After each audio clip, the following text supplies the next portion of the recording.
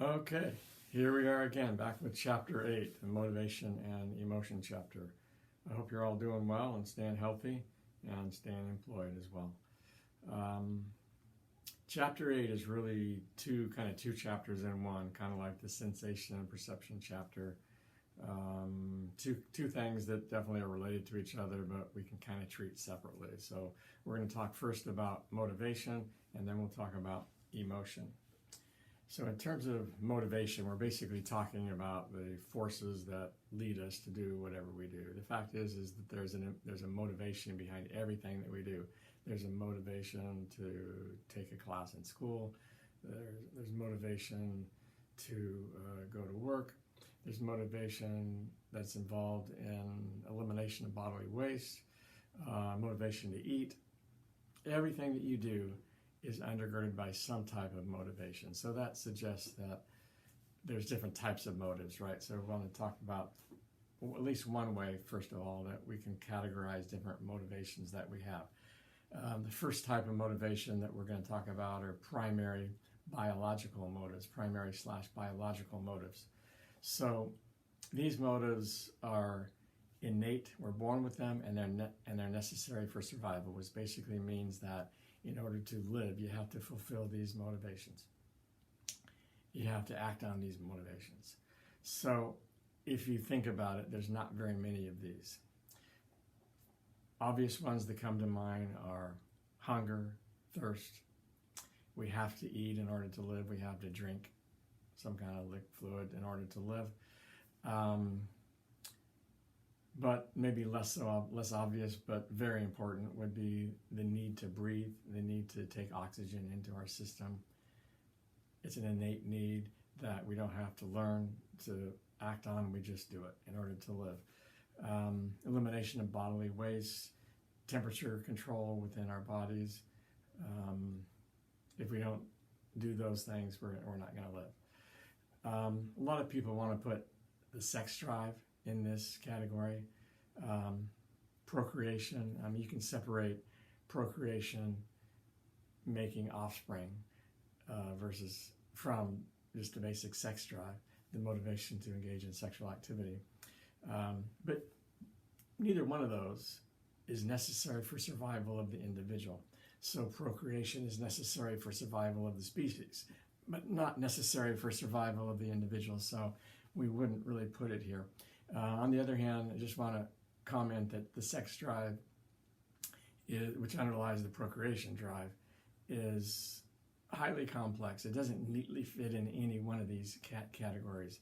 It is innate for most of us. However, for some small minority, it's not really innate. These people don't have a sex drive. But for most of us, it does seem to be kind of innate and just there. And learning doesn't have a whole lot of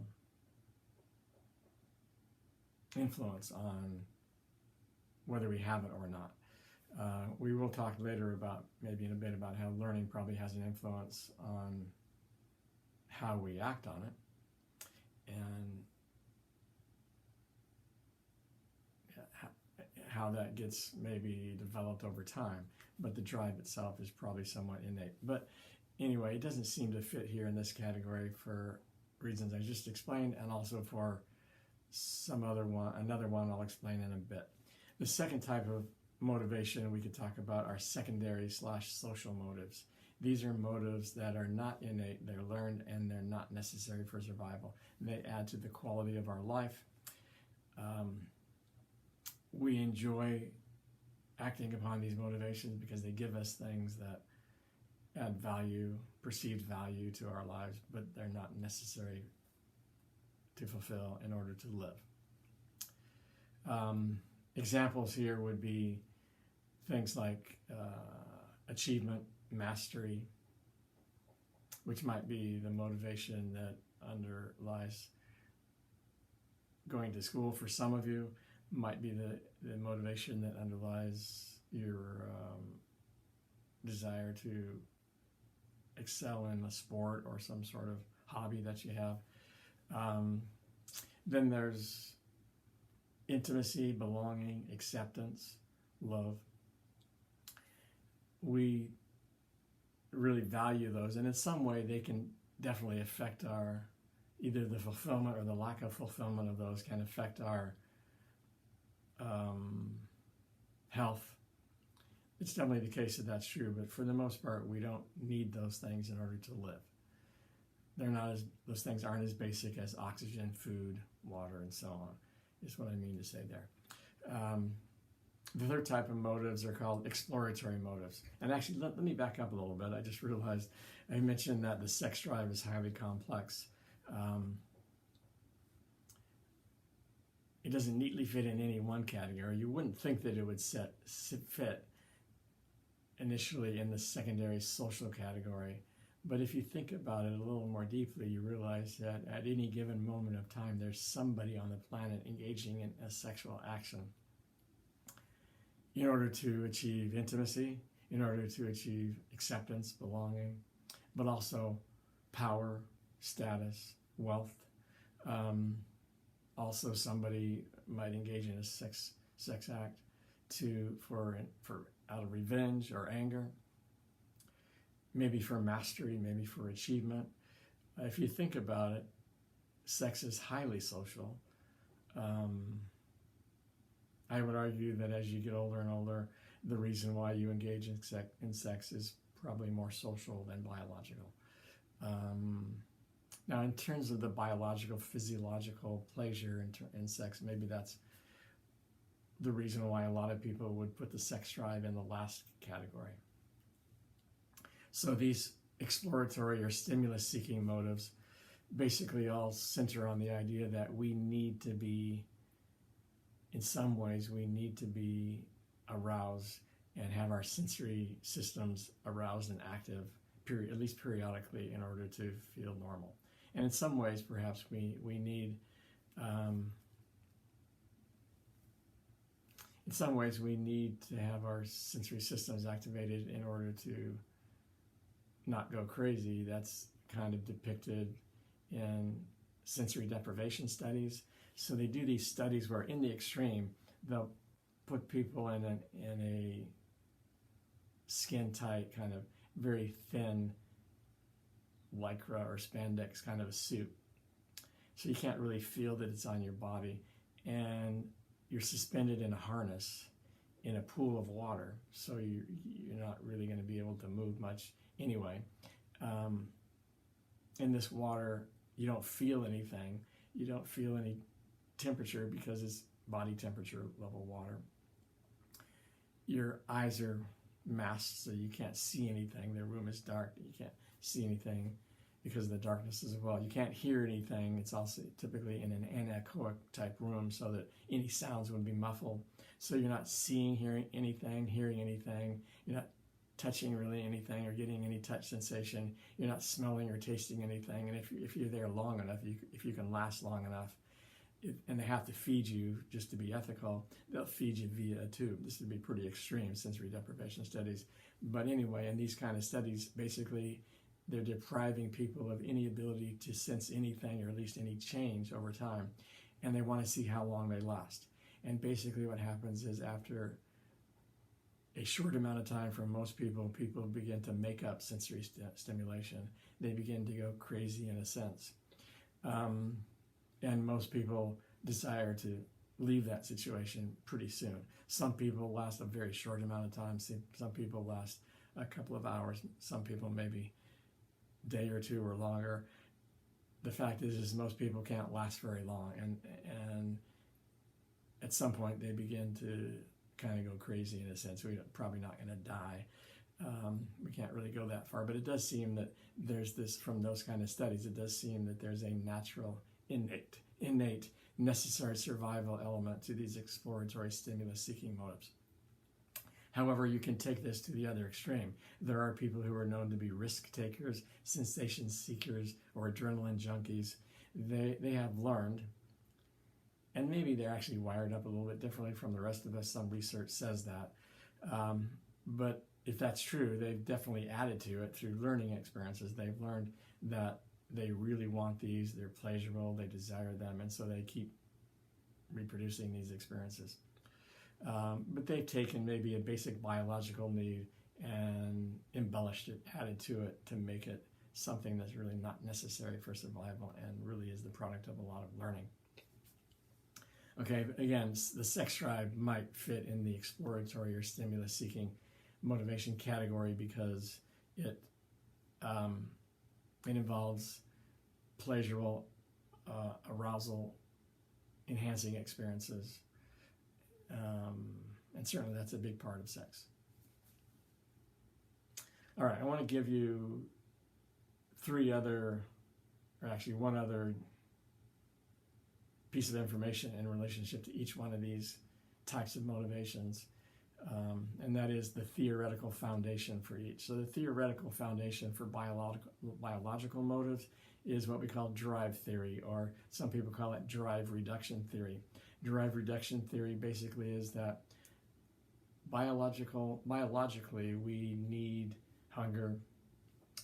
we need food, we need water, we need air, and things that are like that in the biological category. And when we don't get those things, we have this automatic natural drive to do whatever we can to get rid of the negative feeling associated with being hungry, being thirsty, and so on. So the drive to eat or to drink water is a negative drive. It's a negative state that we're trying to reduce by eating or drinking or whatever the case may be.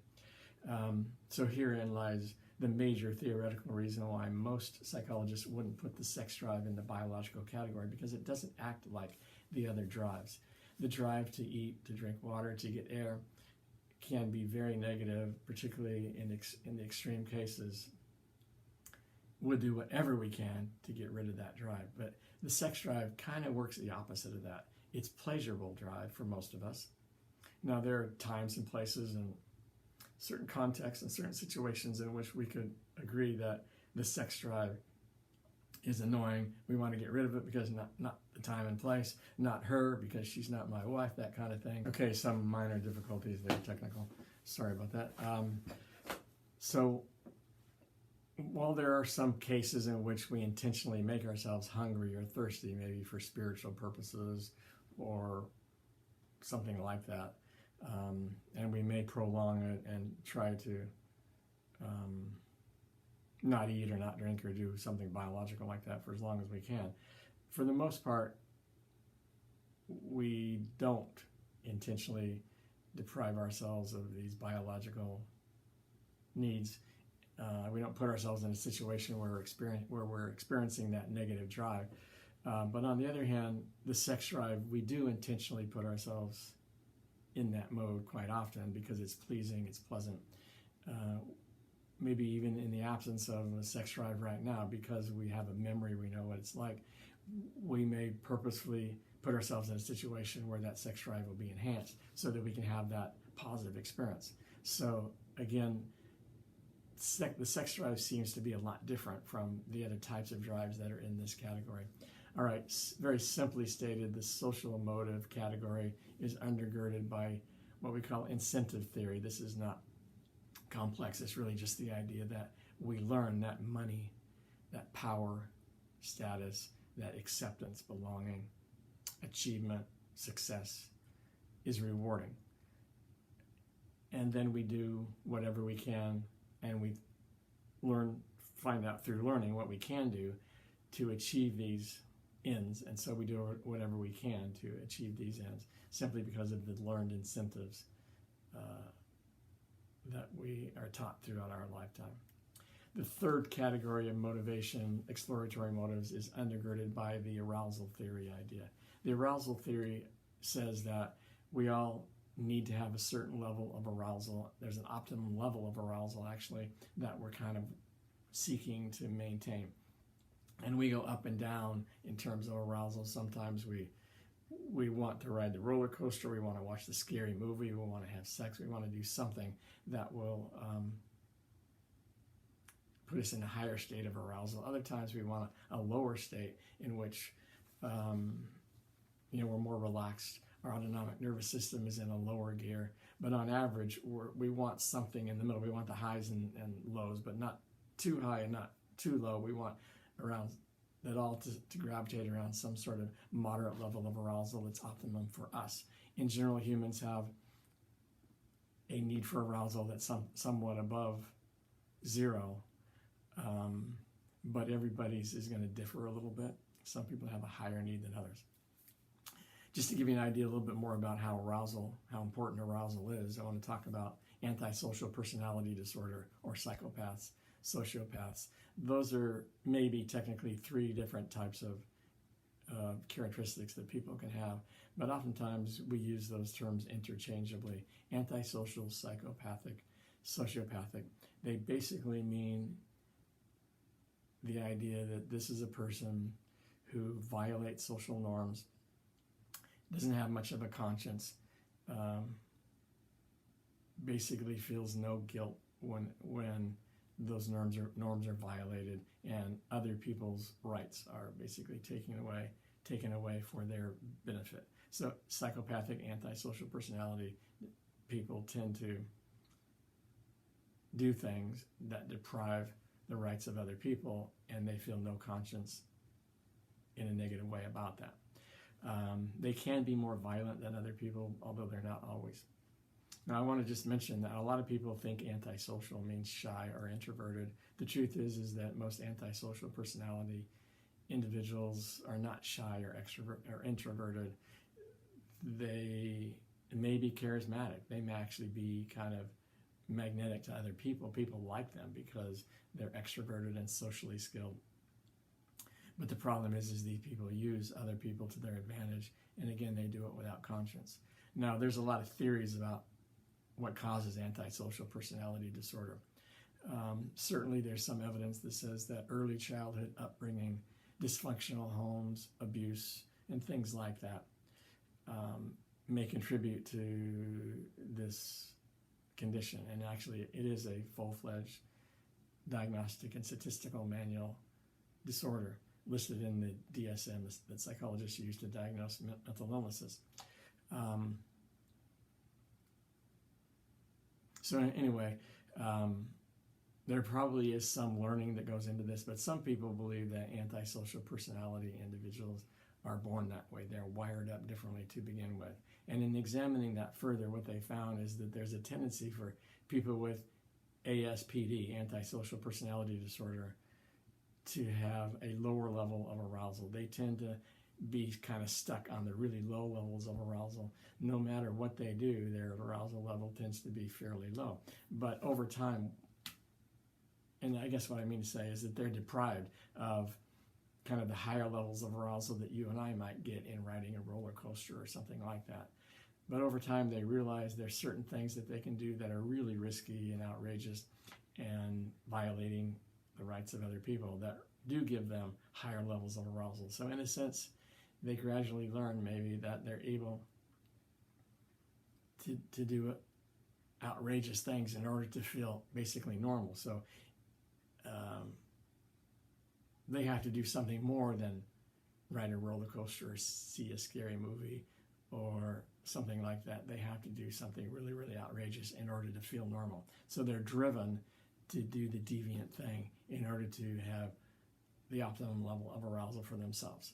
So that's not a definite truth about antisocial personality disorder, but it is one that a lot of people think might be true. And if it is true, it does suggest that arousal is important to humans in general, and suggests again why it's probably the underlying theory that supports the idea of exploratory motives. All right, let's talk about another way of categorizing motivations. This is Abraham Maslow's humanistic view of motivation. He says that rather than three broad types of motivations, there are 5 types of motivations, and they're hierarchical. They exist in kind of a pyramid-like structure, and that we need to fulfill the most basic physiological needs first in order to be able to move to the next level of the pyramid. So the most basic type of motivation for Maslow would be air, water, things like that. And then only after you fulfill those can you turn your attention and your energy to safety and security needs. only then are we motivated to try to get a job, to put a roof over our heads, and things like that. Once we achieve those to a satisfactory degree, then we turn ourselves to social needs, the need to feel a sense of belongingness to others. And then we can turn to more individual needs relating to self-esteem, the need to feel that you are a person of worth. Once you've fulfilled those, then you can kind of transcend those and get to what Maslow called self-actualization. These are those needs that when we fulfill, we are becoming the complete, fully functioning person that Abraham Maslow and Carl Rogers talked about in the humanistic paradigm. To be self-actualized is to be maximizing your potential, to be all you can be. And it involves several different characteristics. One would be to have a healthy sense of humor about life, to see the newness or the uniqueness or the good in everyday life, everyday mundane things.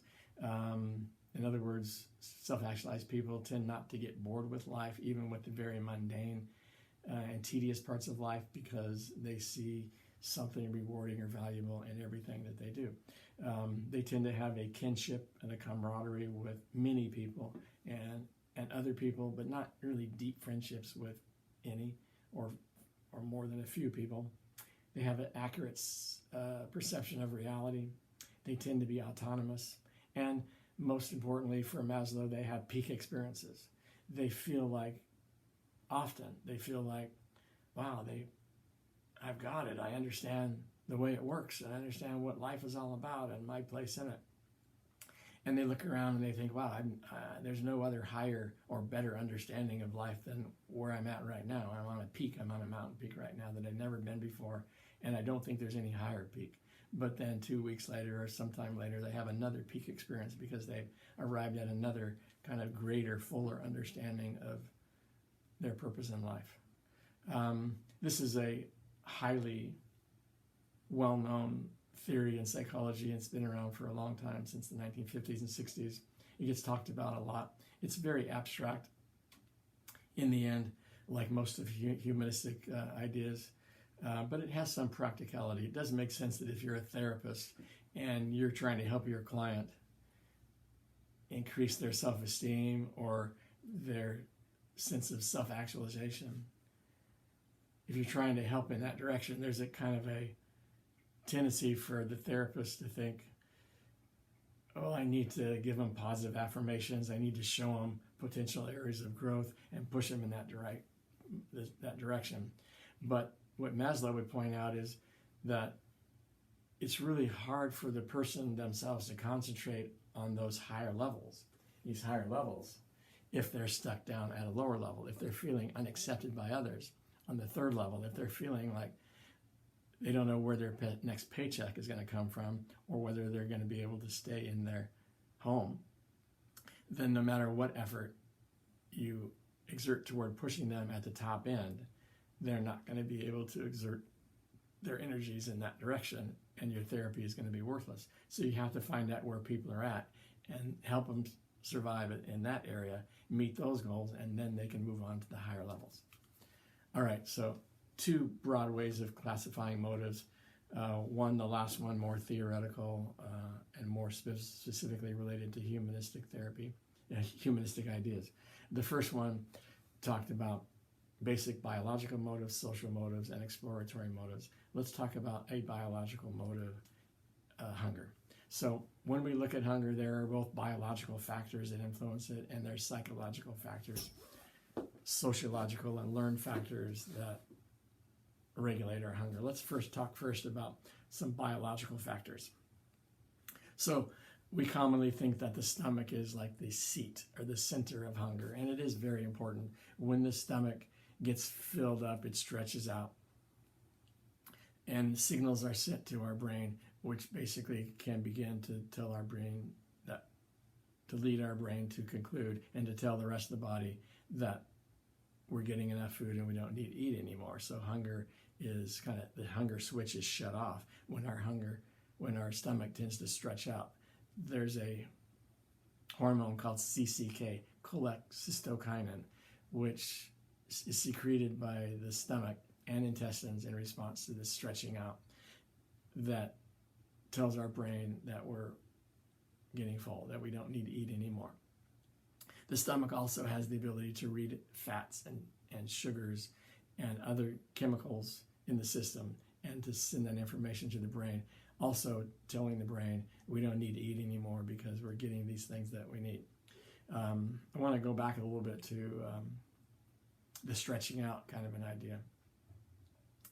So way back when I was a kid, people had hunger/weight issues. They might go to the doctor, and the doctor, if he or she thought it was serious, might say, well, let's do this. Let's implant a balloon in your stomach.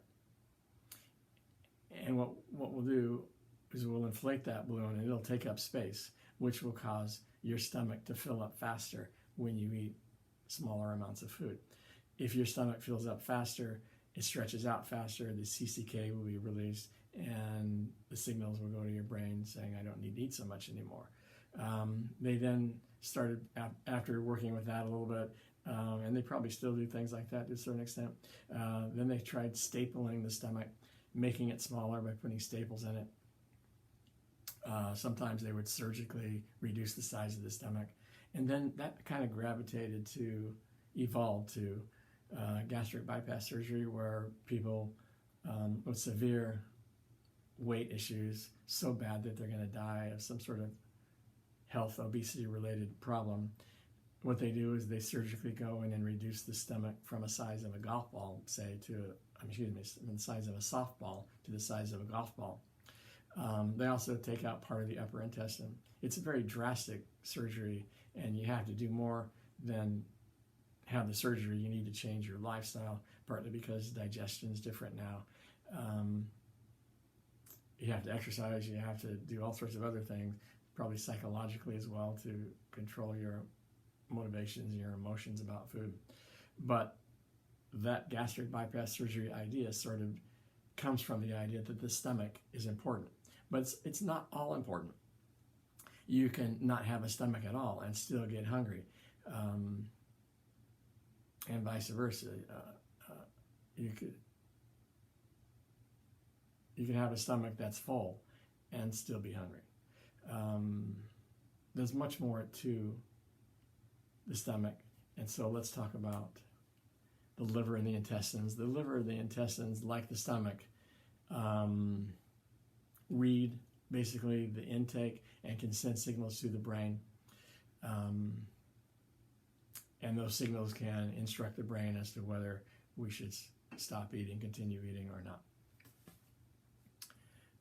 There's also chewing and swallowing. So what happens here is that there's something about chewing and swallowing your food, and this is maybe a little bit psychological. Classical conditioning might be associated with this. But maybe basically there's some element of chewing and swallowing our food that tends to satiate us. If you're being fed via a tube in the hospital for whatever reason, patients often complain in that situation that they don't get full and they're not getting enough food. They studied this in dogs once. They found that if they surgically diverted the esophagus so that it emptied its contents not into the stomach but out here to the shoulder and out to the air, out to the atmosphere, that these dogs would chew and swallow their food and none of it was getting to their stomach. It was just plopping out on the ground, but they still got full after a certain amount of time. For them, there's something about basic chewing and swallowing the food that was satiating.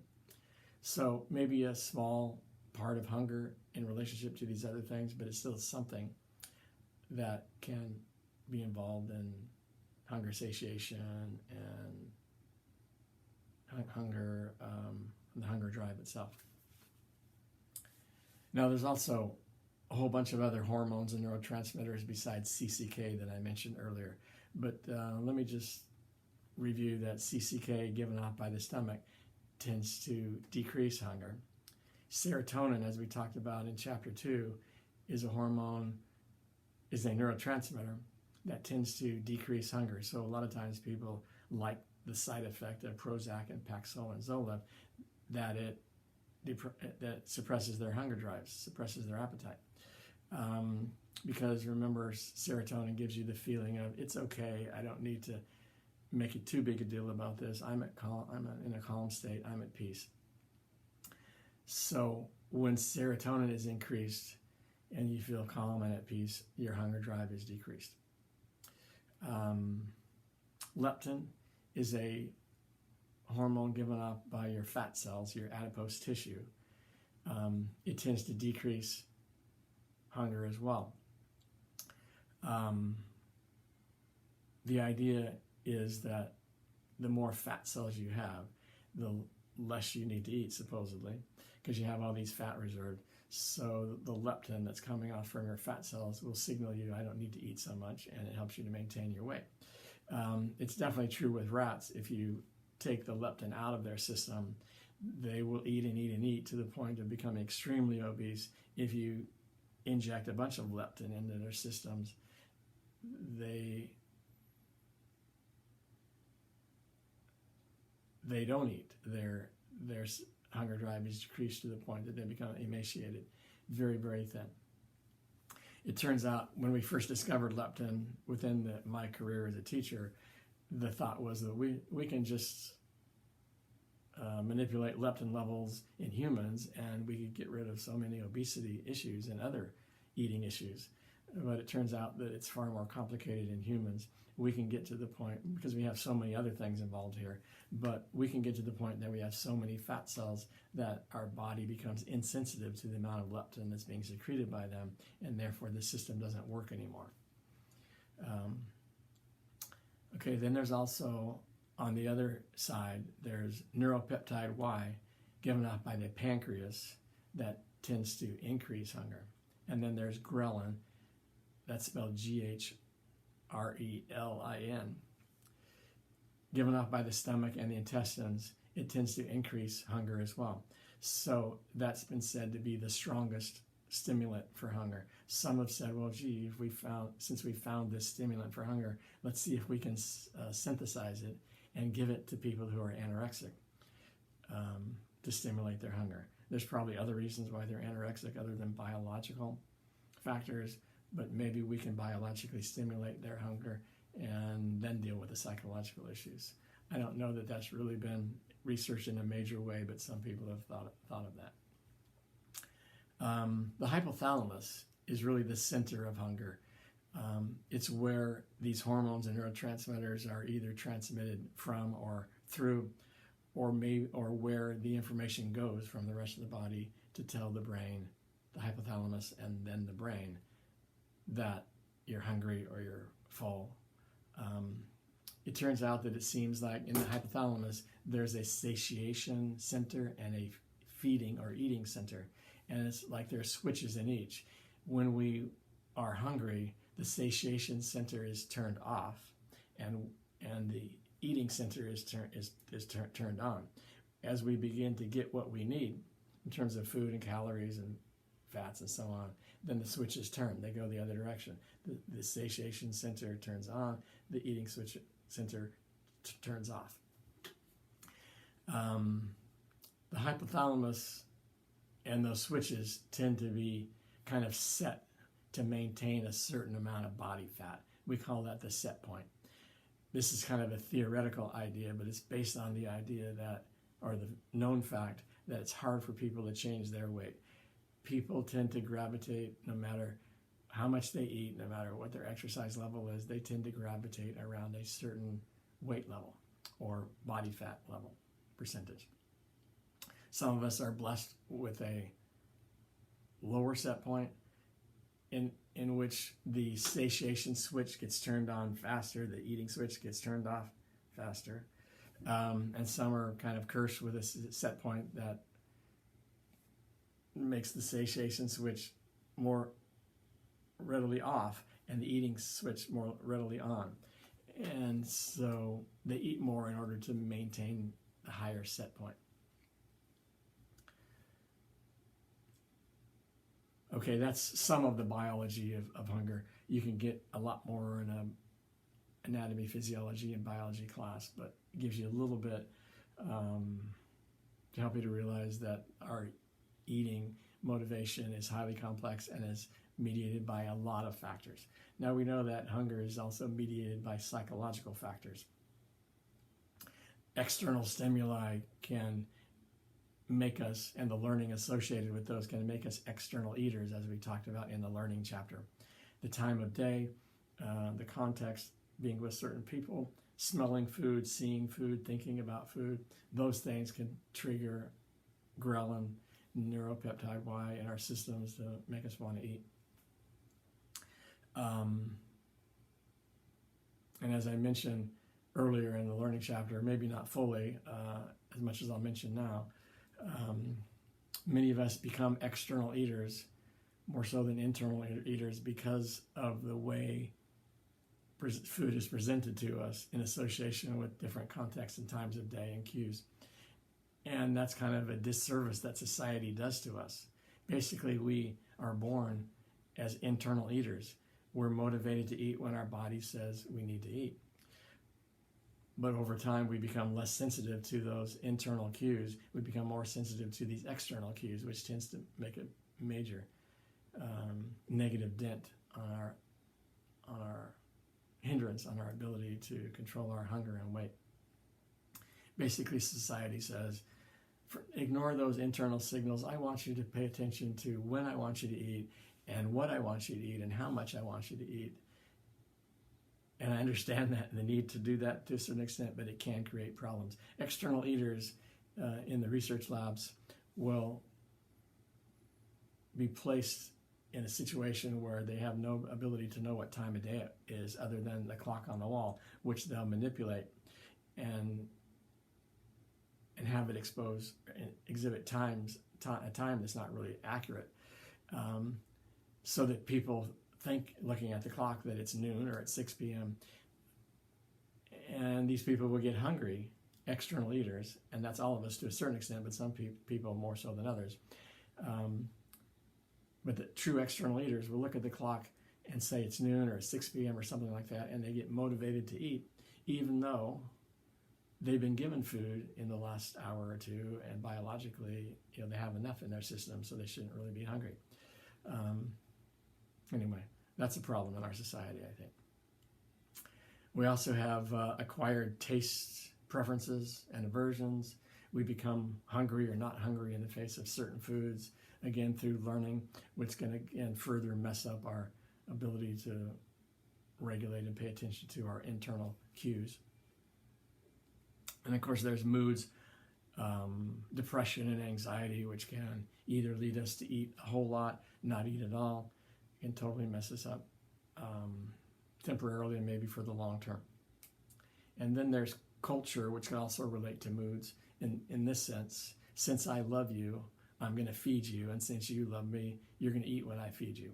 And in fact, I love you so much that I'm going to make you sit there until 9 o'clock, if necessary, so that you eat that food, those green beans that I put in front of you. Again, all those sorts of things kind of mess us up. And then there are cultural deals in relationship to weight and appearance and physique and body type, which also tend to mess up our biological signals, or at least our ability to pay attention to those. So consider this. Actually, before we get to what I wanted you to consider, I want you to think about eating disorders, anorexia and bulimia in particular. We would say that primarily these disorders are not related to biological cues. They're definitely biological factors. There definitely is some biology involved to a certain extent, but primarily we're talking about the psychological factors being the primary factors leading to severe cases of eating disorders along the lines of anorexia and bulimia. I want to point out that many people who have eating disorders are also depressed and anxious, and there's self-esteem issues. There's issues related to control and rebellion and relationships between the person and somebody else. That's the psychology of this. But there's more to it than that. I want to talk about the cultural issues associated with eating disorders.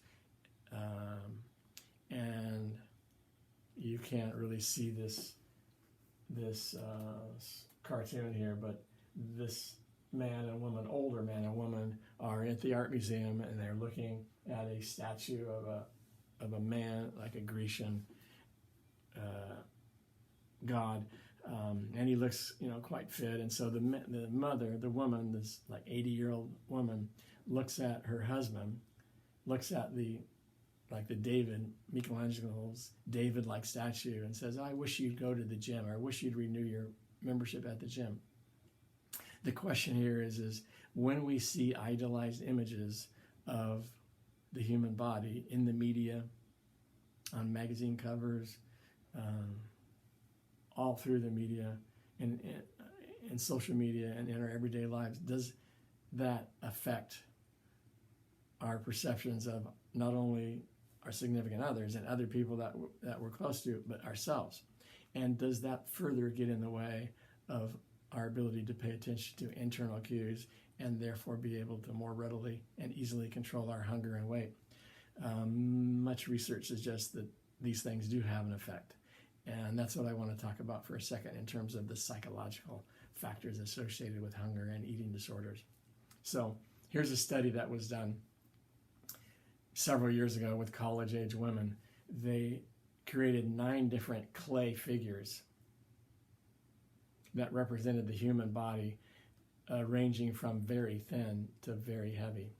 These clay figures actually were caricatures of the human body, from a very heavy characteristic to a very thin caricature.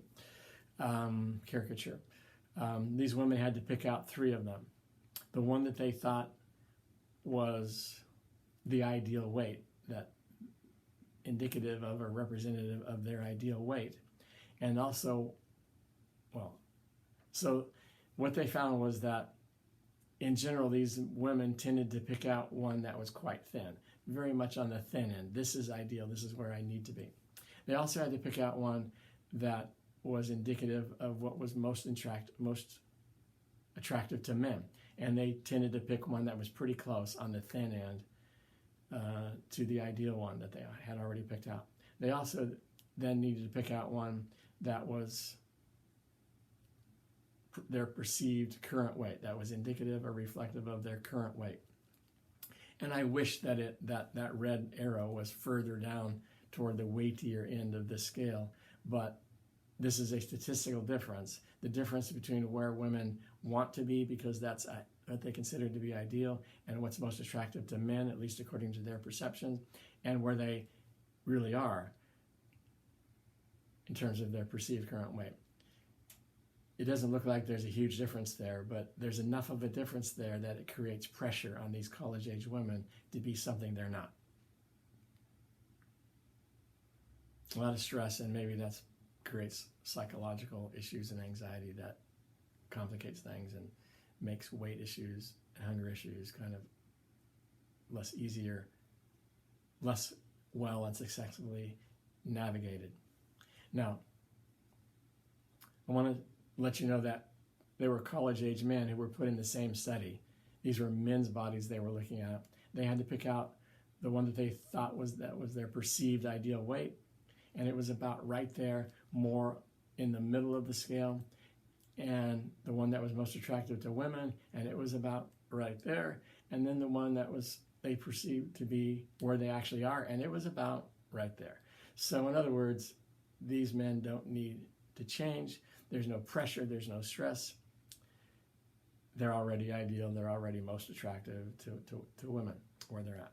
Now, you might argue that this is typical male deception and delusional thinking, and that may be true, but the real question is, which is more healthy? The woman's view that says where they're at is different from where they really need to be, or the man's view that says where I'm at is where I need to be, so I don't need to change. Now, I want to point out that eating disorders are more common in the Western world than the rest of the world, more common in the U.S. than pretty much any place else in the world. Now that's slowly changing as cultural expectations change and more of the world becomes westernized. Anorexia and bulimia are spreading out equally across the world. And it's also true that in general,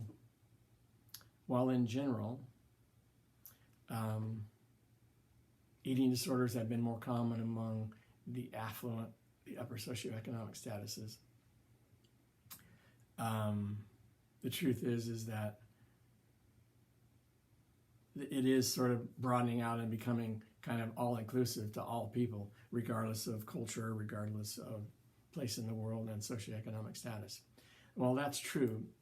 It's still true that these disorders are more common in the Western world and in the United States than the rest of the world, and more common among the affluent than the rest, and also more common among women than men. So it's becoming more and more equal opportunity in terms of gender as well, but still traditionally more common among women than men. And maybe all of that, the men versus women and the U.S. versus the rest of the world and the rest of the world and the Western part of the world as opposed to the rest of the world, maybe all of that is due to the greater pressure on women that pretty much has existed in all cultures for eons of time that hasn't traditionally been felt by men.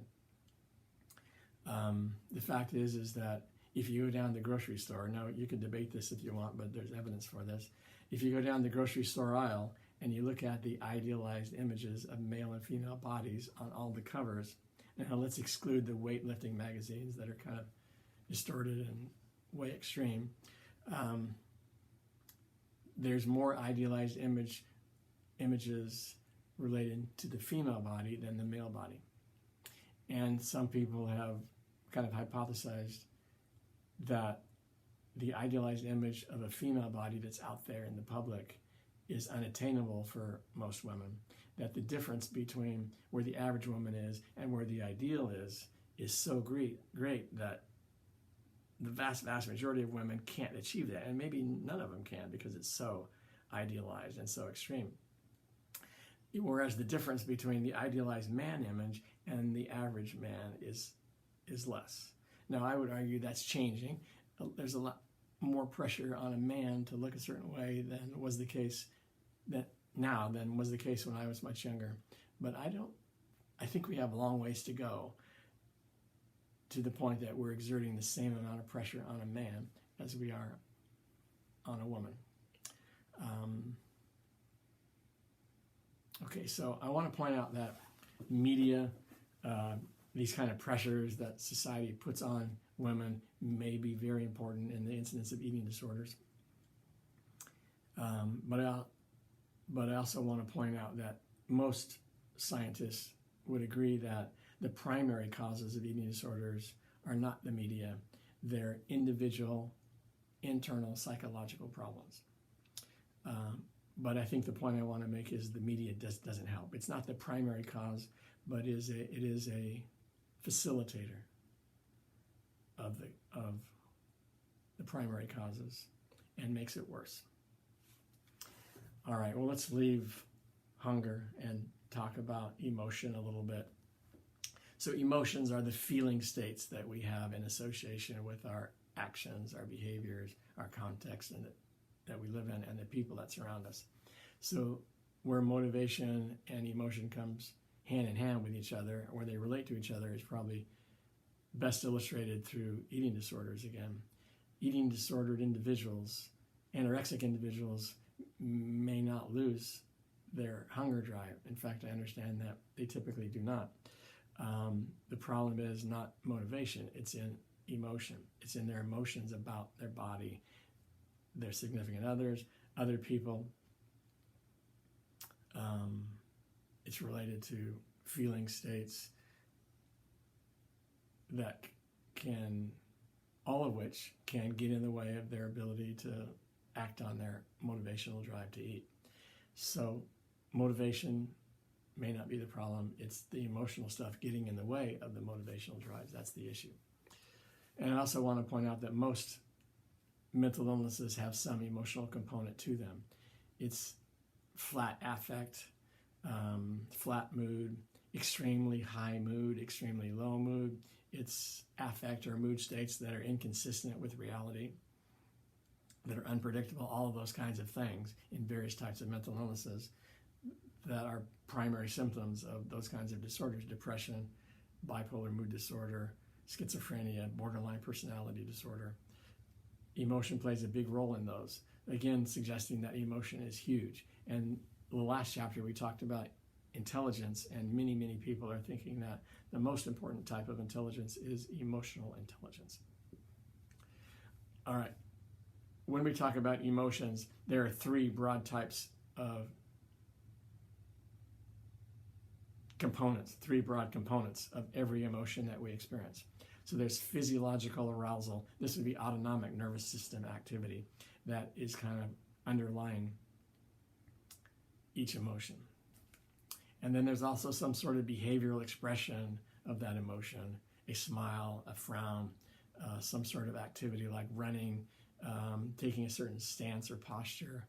Those kinds of things would be outward, obvious behavioral expressions of an internal emotion. And then there's the internal state, the thinking state associated with the emotion. It may be just the awareness that I'm happy, I'm angry, I'm sad, but also all the thoughts and the memories associated with that kind of an understanding that you're happy or sad or depressed. And then there's the cognitive, the thinking processes that may change or influence the physiological arousal component and the behavioral expression of that emotion as well. So the cognitive part of the emotion could be kind of the end result, the awareness that you're happy or sad or angry or something like that could be the end result of the first two kind of activities going on, what you do behaviorally and what's going on internally, physiologically. But the cognitive experience component could also be something that influences what you do on the outside and what happens to your physiology inside. And we'll get to that in a minute, actually toward the end of the chapter. But three broad components of every emotion. Let's take a look at each one of these a little bit. So lie detectors, polygraphs, are a way of detecting lies that is based on the first component of emotion, based on the physiological arousal component of emotions. So what you see here in the image is the person's got a galvanic skin response thing on his fingers. They're measuring perspiration here. They're measuring blood pressure and heart rate, and they're measuring respiration. The idea is that if somebody is lying about something, then their autonomic nervous system activity is going to be increased and over some normal range, and then you'll be able to tell that they're lying because of that. So lie detector tests are based on sympathetic nervous system activity. The problem is that most of the arousal that's measured, respiration, perspiration, blood pressure, and heart rate, is generic. It can be similarly observed whether a person is angry, lying, sexually excited, depressed, or afraid. And it's very hard to distinguish what the true emotion actually is.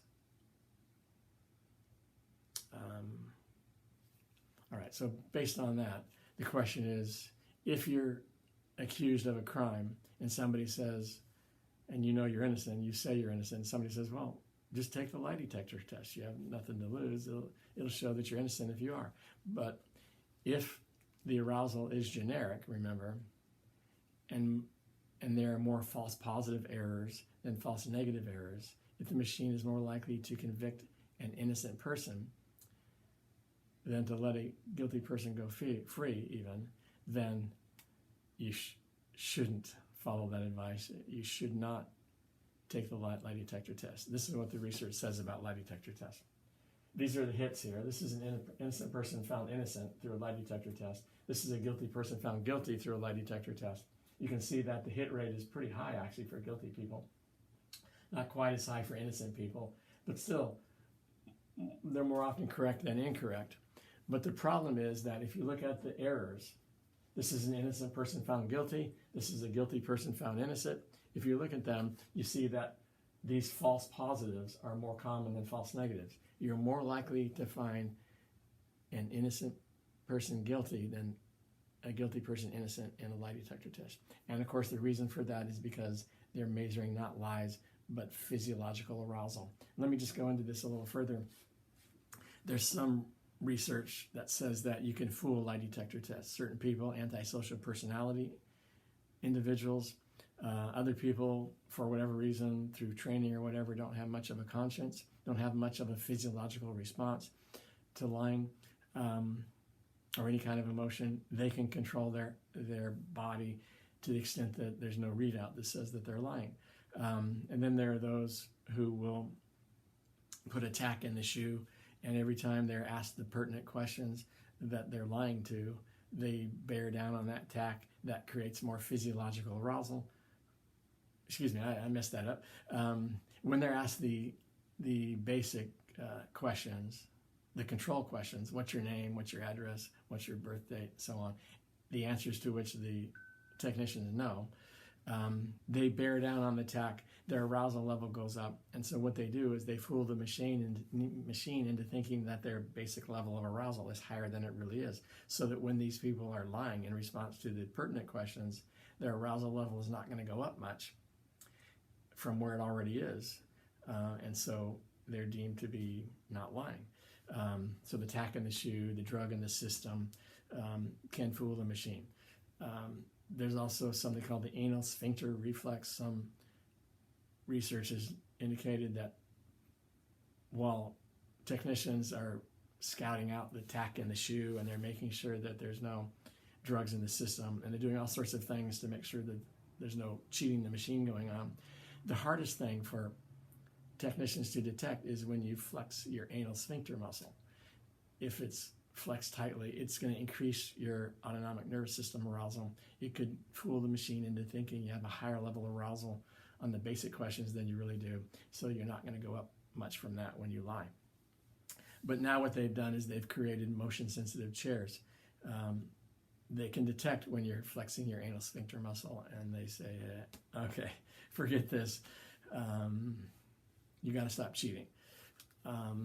Anyway, all those measures have been used to try to defeat the machine, and then also used to try to counteract the other measures used to try to counteract the cheating techniques of liars.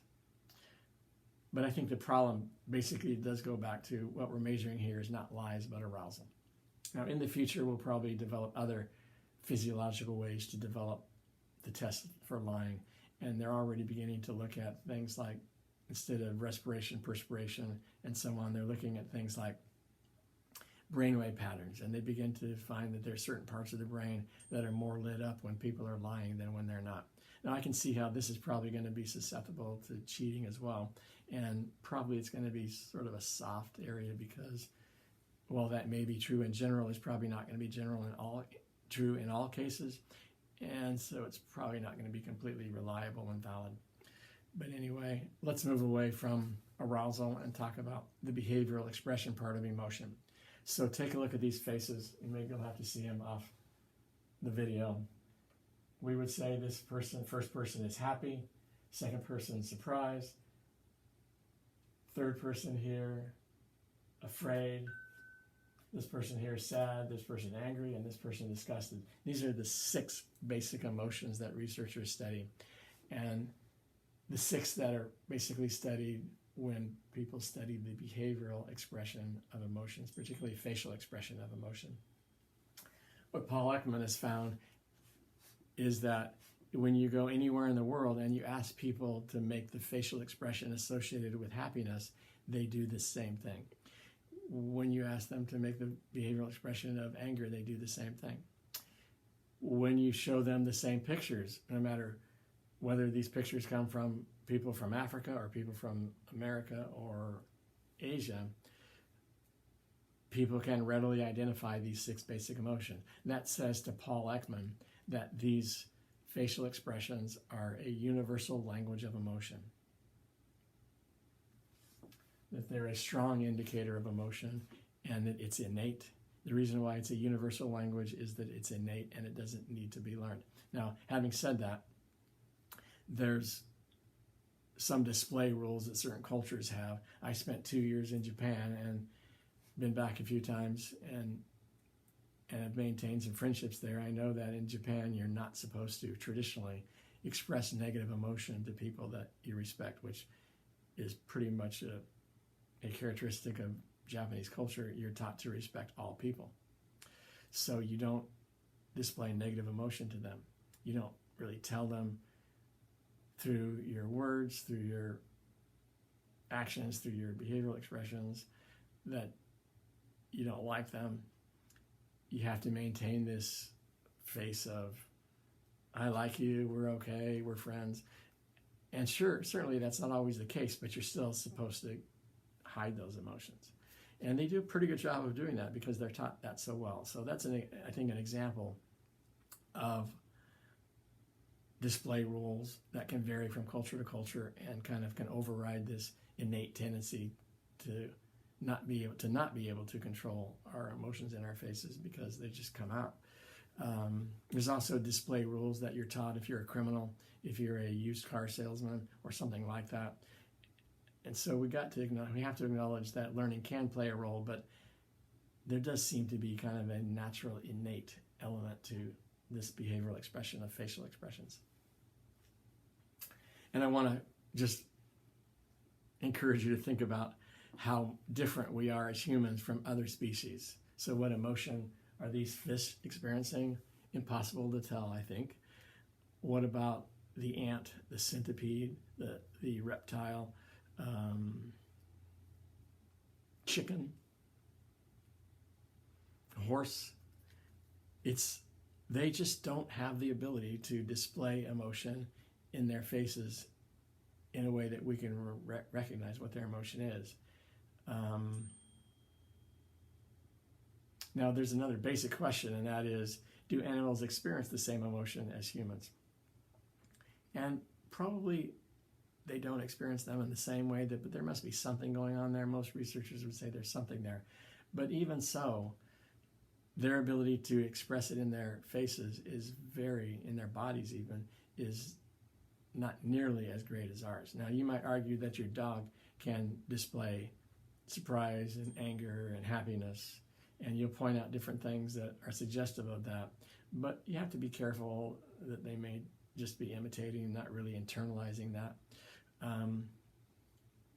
And we may be anthropomorphizing animals and giving them human characteristics when they're really just a projection from ourselves.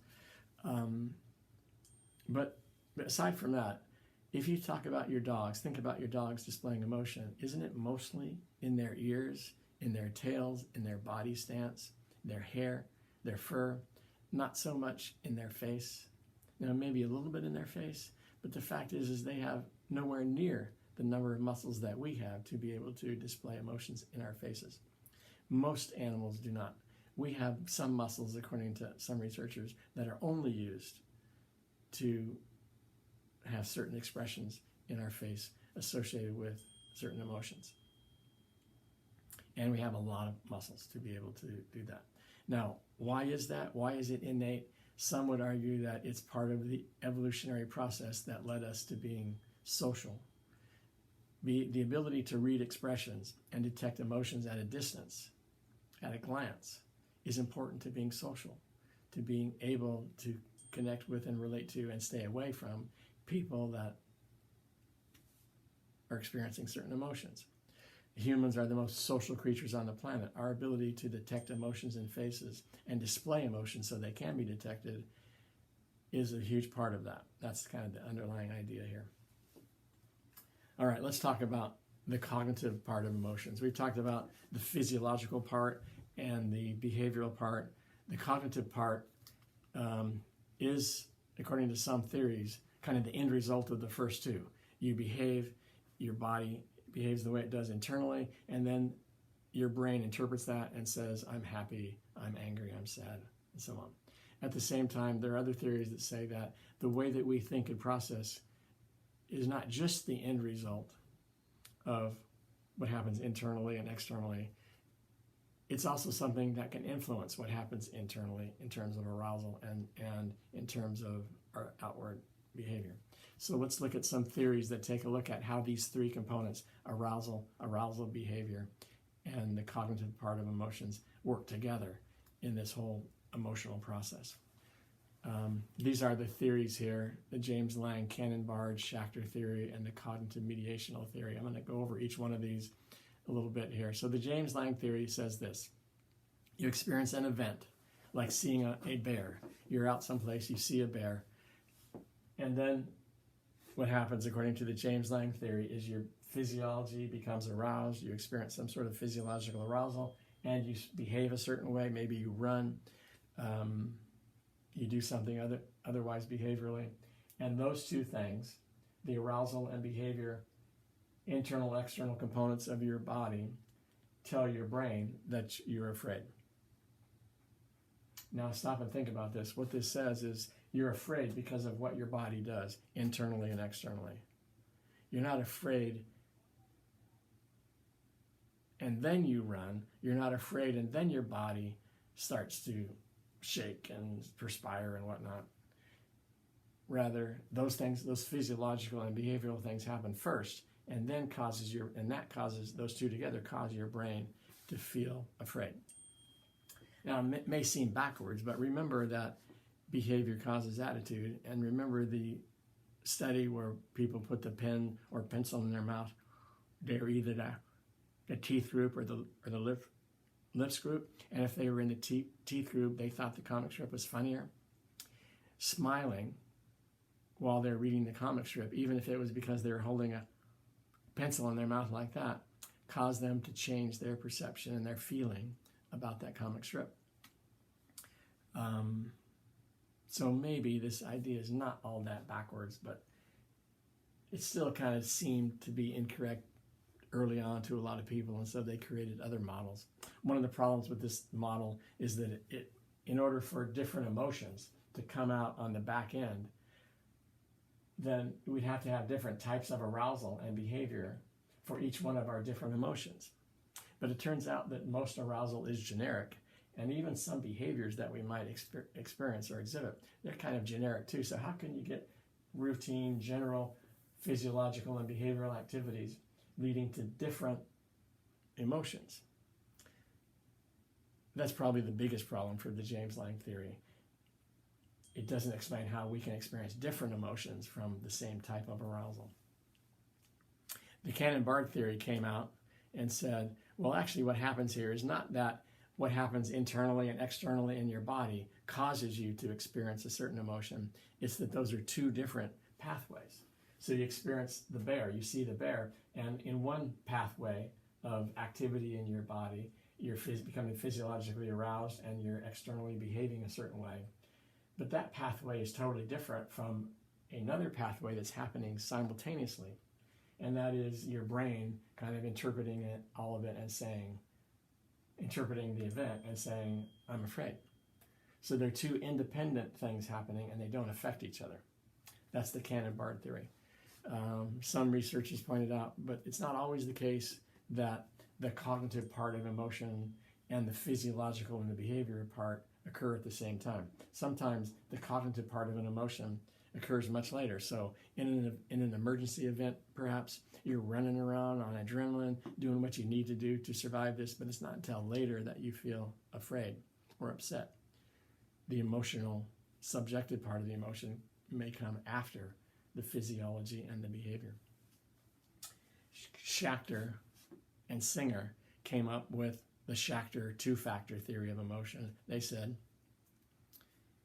that you see the bear, your body becomes physiologically aroused, you run or something like that, but then what your brain does is it puts a label on that. It puts kind of an interpretive label on that. The arousal and behavior and the label happen at the same time.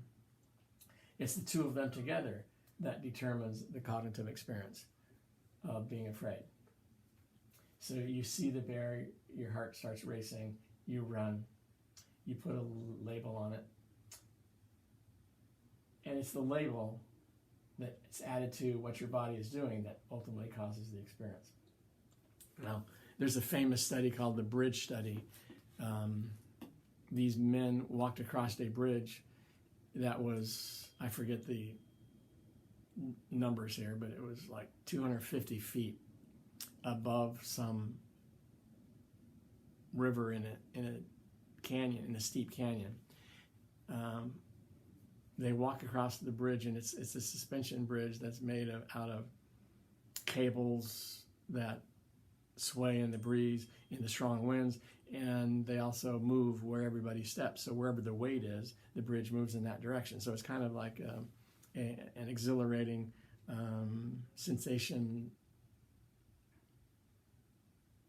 adrenaline, sensation-seeking behavior that people might seek for. You walk across the bridge, and you're feeling pretty aroused and excited by this amazing experience. So these men are walking across the bridge, and they meet a woman on near the other end, and she's chosen for her role here because she's very attractive. She says she's doing some research.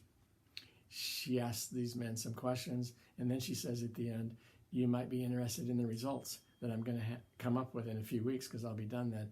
If you want to know the results, here's my name, here's my phone number, give me a call." So they were interested in how many of the men would give her a call, and how many of them might even ask her out on a date, express some desire to get to know her.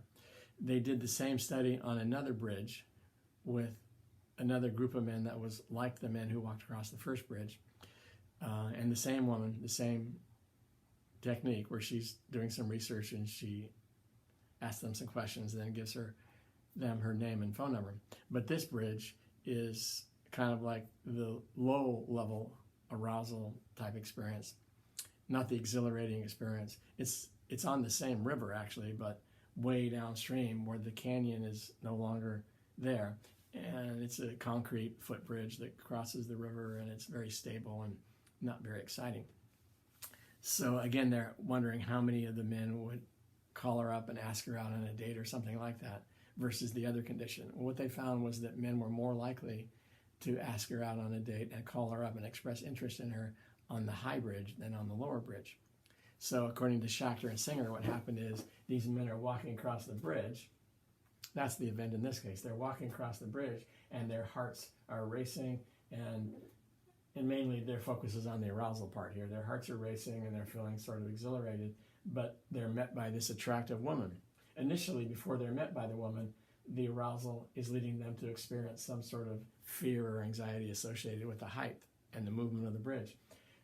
But when they're met by the woman, now they have a new label to put on this arousal.